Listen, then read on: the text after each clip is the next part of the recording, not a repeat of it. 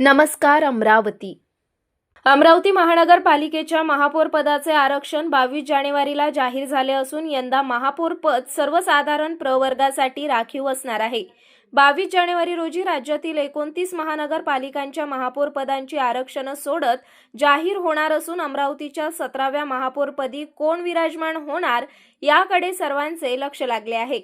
अमरावती महानगरपालिकेचे पहिले महापौर डॉक्टर देवीसिंह शेखावत होते, तर 16वे महापौर भाजपचे चेतन गावंडे होते। 9 मार्च 2022 पासून मनपावर प्रशासक राज लागू होतं। नुकत्याच झालेल्या निवडणुकीत कोणत्याच पक्षाला स्पष्ट बहुमत मिळालेले नाही। महापौर पदासाठी किमान 44 नगरसेवकांचे पाठबळ आवश्यक असल्याने सर्वच पक्षांकडून आघाडी बांधणीचे प्रयत्न सुरू आहेत।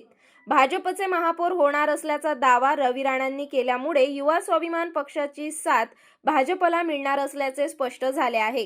तर दुसरीकडे काँग्रेसला कोणत्या सेक्युलर पक्षाची साथ मिळणार आणि राष्ट्रवादी काँग्रेसचे आमदार संजय खोडके कोणासोबत जातील याकडे अमरावतीच्या राजकारणाचे लक्ष केंद्रित झाले आहे।